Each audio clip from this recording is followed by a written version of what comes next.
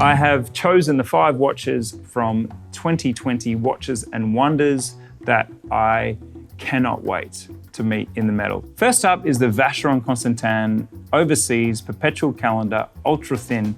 Now look, I am a sucker for yellow gold and rich blue as this is, and over the years I have allocated many list placements to watches with that combination simply because it does something to me.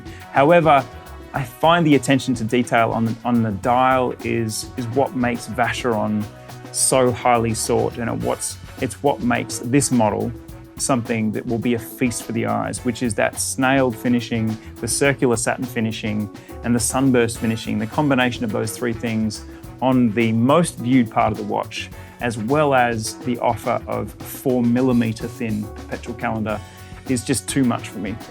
It's taking the biscuits.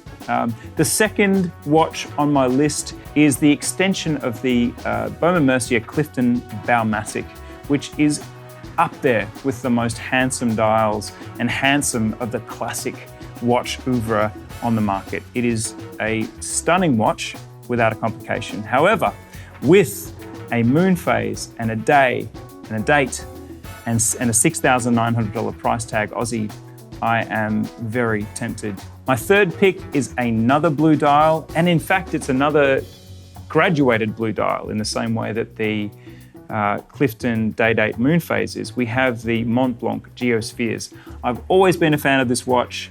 In green, I thought it was very niche, and while green is an on-trend dial color, that wasn't quite enough for me. In bronze with the Bund strap, it really went to a masculine uncle orienteer type of vibe.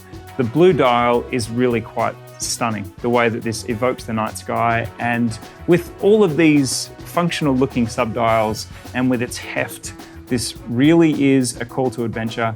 I'm down for it. Up next is the IWC Moon and Tide Portuguesa. It's quite simple. It has the time, it has the tides. It's actually a very attractive watch as well, not that we needed that. Lastly, it's a battle of the calendars. Do I award it to the Vacheron Constantin 56 complete calendar or the Jaeger-LeCoultre master calendar? I'm going to go with the latter simply because Sandra Lane talked me into it.